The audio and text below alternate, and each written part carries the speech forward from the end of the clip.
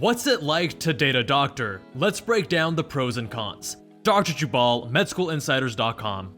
Dating life, no matter your profession, is filled with complex challenges, but physicians and physicians in training have a unique lifestyle that often interferes with their personal life. In this video, we'll jump back and forth between the pros and cons to give you a complete picture of both the benefits and drawbacks of dating a doctor, including what it means for finances, commitment, and sex. The first con is being busy and having little spare time. This is true of medical students, it's especially true of residents, and it continues to be true for practicing physicians. That said, how busy a doctor is depends on their specialty. During medical training, which can last 7 to 12 years after college, spending long hours with a significant other often isn't an option for medical students and residents. Be prepared to spend a great deal of time without your partner, including on evenings and weekends. This can be an adjustment for some people, especially for those who clock out of work and forget about it at 5 p.m. every day, or those who want to spend quality time together and go on adventures every weekend. In addition to hours spent in the hospital, medical students have exams to study for and extracurriculars to keep up with.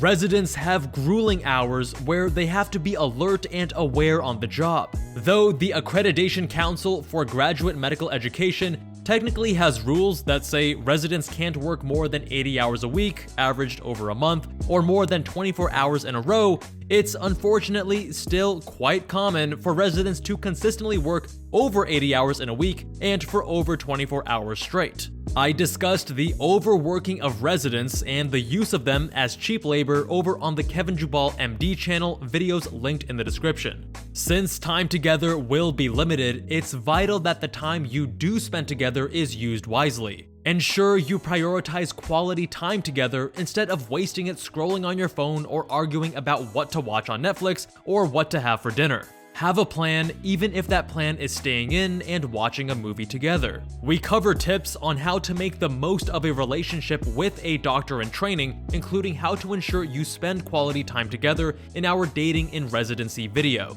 Pro number 1 is a high, reliable salary. It's no secret that doctors make quite a bit of money, anywhere from the low $200,000s to the high $700,000s of dollars, depending on their chosen medical specialty. In addition to having a high salary, the salary is consistent and reliable. You don't have to worry about the economy crashing, real estate highs and lows, or your partner's industry becoming obsolete. We will always need doctors, and although pay can fluctuate and may not fully account for inflation, compared to other industries, it's as stable as you can get. If you're dating someone who is still training to become a doctor, you can rest assured that they have a high, reliable salary to look forward to, and even though it may take a few years, in the future, you will be able to live comfortably no matter your career or how many children you want to have. But that said, the elephant in the room is medical student debt. Which brings us to con number 2, the potential hundreds of thousands of dollars of debt coming out of residency. The average doctor leaves medical school with an average debt of $250,000, and this number continues to grow each year as tuition and other costs associated with college and medical school increase. And keep in mind that this is only the average, which takes into account the many medical students who graduate with zero or very little debt thanks to their parents footing the bill. This means there are plenty of students who graduate with much more than the average $250,000. If you're considering starting a life with this person, that debt will come along with them. This can delay buying a home or family planning depending on your own financial situation. If they are smart with their money in residency and the first few years of their career, they will be able to pay off their debt soon enough, but that requires financial literacy, which sadly many doctors don't have. If you're worried about becoming one of those doctors, check out our money, investing, and finances playlist. Pro number 2 is doctors are driven and committed. Medical school is a grueling process, and it takes years of dedication to even get there. Someone who has survived medical school understands hard work and has a drive to succeed. Doctors are also intimately familiar with making major decisions about their future, such as whether to commit to medical school in the first place and what medical specialty they want to devote their lives to.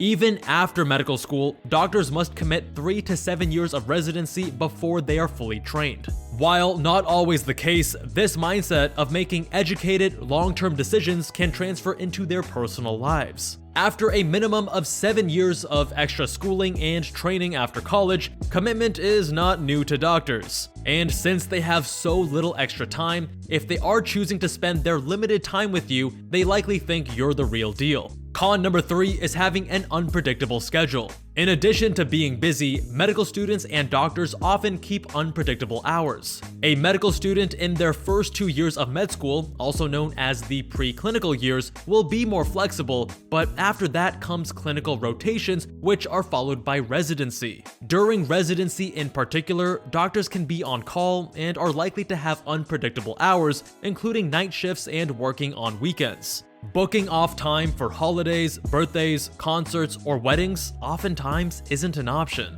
When doctors are on call, everything is up in the air as far as scheduling goes. If you like to stick to a plan and want to know what your week or month will look like in advance, this could be a challenge for you. If you have a flexible work schedule, you can more easily work around someone else's strict and unpredictable schedule. However, if you have a rigid work schedule with only specific holidays and days off, arranging vacations, holiday celebrations, and gatherings with family and friends can grow complicated. And it may not even be feasible for residents or doctors early in their careers to book certain holidays off or take a long vacation. Pro number 3 is having a doctor beside you to answer all of your medical questions. While they can never stand in for anything that requires visiting your own doctor or a specialist, it can be relieving to be assured your cut doesn't require stitches, your chest pain isn't a heart attack, or that your baby's rash is just acne. No matter the specialty, all doctors have basic medical knowledge from medical school and clinical rotations. They can remove splinters, dress minor cuts and scrapes, and know the signs to look for when something could be seriously wrong, like a stroke or heart attack. Most doctors are BLS and ACLS trained, so they're ready to respond in an emergency. The "is a doctor on board" scenario is quite real and happens to most doctors at some point or another if they travel frequently. I experienced this myself near the end of my 4th year of medical school. You can listen to the full story over on the Kevin Jubal MD channel, but spoiler alert, it turned out just to be a tick that a stressed mother wanted removed from her toddler before the plane could take off. Con number 4 is that you may have to put some of your own goals and priorities on hold. This is especially true of doctors who are still finishing their residency training. Residency is an incredibly stressful and draining time for doctors who may have to work 80-hour work weeks or 24-hour shifts depending on their residency program. At this time in their training, doctors are tied to their specific residency location and are unable to jump around to another city if you, their partner, have a job opportunity somewhere else. Residents are locked into where they match for at least 3 to 7 years depending on their specialty, but keep in mind, some specialties require the first year as a transitional or preliminary year, which is often in a different city from the remainder of your residency. The long hours, high stress, and unpredictability over such a long period of time can wear people down.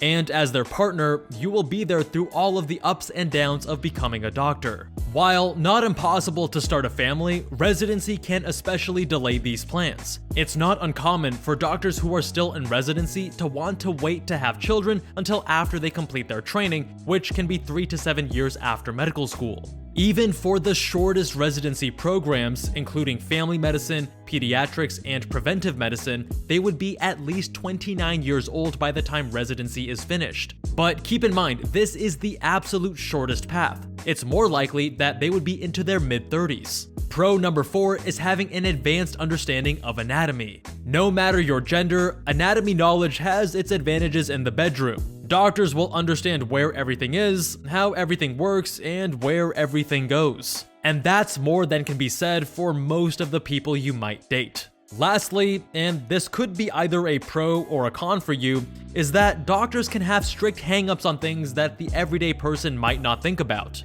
For example, they may not go in public hot tubs or pools, participate in extreme sports, drink more than the recommended amount of alcohol, or spend any time in the sun. They've seen the consequences, and while it may be annoying for those who like to live life on the edge, a doctor partner will help you stay safe and healthy too. If you're dating or considering dating someone training to become a doctor, ensure you understand the complete process. Watch our breakdown of how long it takes to become a doctor.